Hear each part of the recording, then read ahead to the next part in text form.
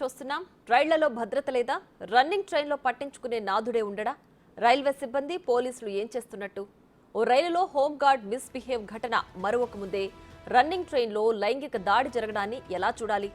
విశాఖ ఎక్స్ప్రెస్లో జరిగిన ఘటన రైళ్లలో భద్రతపై సందేహాలు తలెత్తేలా చేసింది.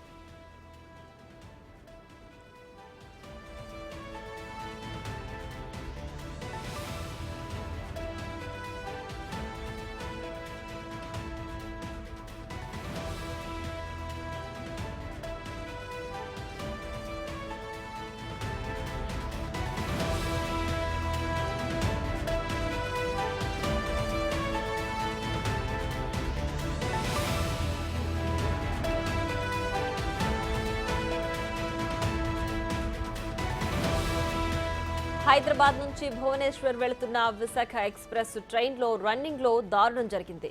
వాష్రూమ్కు వెళ్లిన ఓ యువతి పట్ల మద్యం మత్తులో ఉన్న యువకుడు లైంగిక దాడికి యత్నించాడు. తీవ్రంగా ప్రతిఘటించిన యువతిని రన్నింగ్ ట్రైన్ నుంచి కిందకు తోసేశాడు. ఈ క్రమంలో అతను కూడా జారిపడ్డాడు.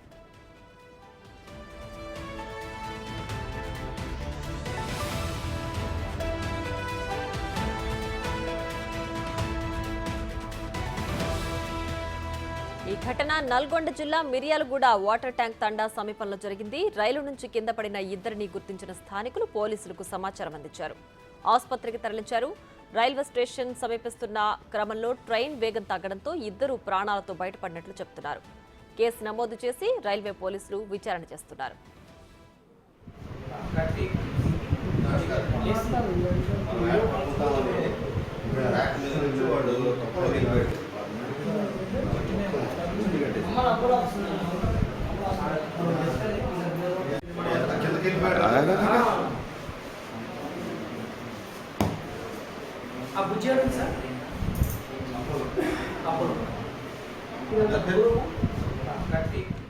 ఇక మరింత సమాచారం మా ప్రతినిధి పుల్లారావు ఫోన్ లైన్ లో అందిస్తారు. పుల్లారావు, చెప్పండి, రన్నింగ్ ట్రైన్ లో లైంగిక దాడికి సంబంధించి రైల్వే సిబ్బంది ఏం చెప్తున్నారు? అసలు అంత నిర్లక్ష్యంగా ఎలా వ్యవహరిస్తున్నారు? పూర్తి డీటెయిల్స్ ఏంటి?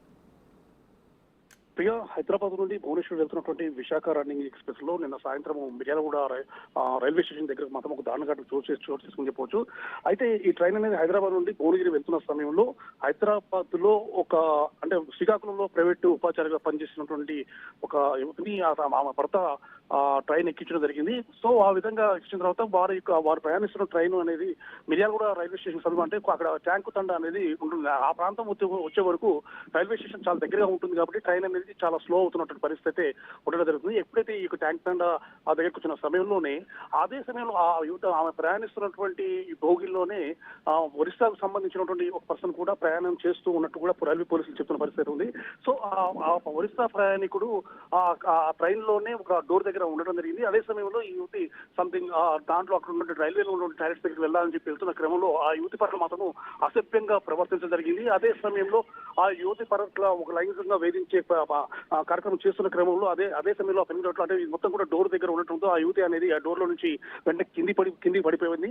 సో ఆ యువతి పడిపోగానే ఆ యువతిని పట్టుకున్నామని చెప్పేసి ఇతను కూడా ఒకేసారి అతను కూడా పడిపోయినటువంటి పరిస్థితి ఉంది. ఆ సమయంలో ట్రైన్ వేగం అనేది చాలా తక్కువగా ఉంది. సో అందువల్ల వారిద్దరికి కూడా గాయాలు కావడం జరిగింది తప్ప ఎలాంటి ప్రాణాపాయం అయితే జరగలేదు. అయితే ఆ యువతి ప్లస్ అక్కడ ఉన్నటువంటి పక్కనే తండ ఉండడం జరిగింది. ఆ తండతో ఉన్నటువంటి కొద్ది దూరం నడుచుకుంటూ వెళ్లి వారితో ఈ విషయం చెప్పగా వారు వెంటనే రైల్వే పోలీసులకు, అదేవిధంగా స్థానికంగా ఉన్నటువంటి పోలీస్ స్టేషన్ కూడా వాళ్ళు సమాచారం అందించడం జరిగింది. వెంటనే ఆ యొక్క ప్రదేశానికి పోలీసులు చేరుకొని ఆ యువతి అప్పటికే కింద పడటం వల్ల గాయాలు పాల్పడడం జరిగింది. ఆ యువతిని వెంటనే అంబులెన్స్ లో మిర్యాలగూడ పట్టణంలో ఉన్న ప్రైవేట్ ఆసుపత్రికి తరలించడం జరిగింది. అదేవిధంగా ఆ ట్రైన్ లో ఆ యువతిని పట్టుకోవాలని చెప్పేసి ఎవరైతే ఆ యువకుడు ఒరిస్సాకు సంబంధించిన యువకుడు ఎవరుతున్నారో అతను కూడా కింద పడటం వల్ల అతనికి కూడా తల తీవ్రమైన గాయం కావడంతో అతన్ని కూడా మరో అంబులెన్స్ ద్వారా మిర్యాలగూడలో ఉన్న ప్రభుత్వ ఆసుపత్రికి తరలించేసి చికిత్స అందిస్తున్నారు. ఇదే సమయంలో రైల్వే పోలీసులు వెంటనే హాస్పిటల్కు చేరుకొని ఆ యువతి దగ్గర నుంచి వాంగ్మూలం తీసుకోవడం జరిగింది. అదేవిధంగా యువకుడు అనేవాడు ఈ విధంగా లైంగిక వేదికలు పాల్పడ్డారని చెప్పి ఆ యువతి చెప్పడంతో ఆ యువకుని సంబంధించి పూర్తి డీటెయిల్స్ తీసుకోవడం కోసం అని చెప్పి రైల్వే పోలీసులు కూడా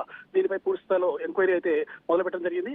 అయితే ఆ యువతికి సంబంధించేసి ట్రైన్ ఎక్కించిన పర్సన్ వెంటనే యువతి విషయము, ఇక్కడ జరిగినటువంటి ట్రైన్ లో జరిగినటువంటి విషయము, ఆ తర్వాత గాయాలపల్లి హాస్పిటల్ ఉన్న విషయాన్ని సమాచారం అందించగా అతను వెంటనే వచ్చేసి ఆ యువతి ఇక్కడ హైదరాబాద్ లో మిర్యాలగూడ ట్రీట్మెంట్ పొందుతున్నటువంటి యువతిని తీసుకుని హైదరాబాద్ తీసుకెళ్లినట్లు కూడా మనకు తెలియవస్తుంది. అయితే యువతి పట్ల అంటే అఘాయిత్యం చేయబడినటువంటి ఆ యువకుడికి సంబంధించి మాత్రం మీ పూర్తి స్థాయిలో డేటా తీసుకుంటున్నాము. అతన్ని మా అదుపులో ఉండడం జరిగింది. ప్రజెంట్ గా అతని గాయాలైనాయి కాబట్టి అతనికి హాస్పిటల్లో చికిత్స అందిస్తున్నాము.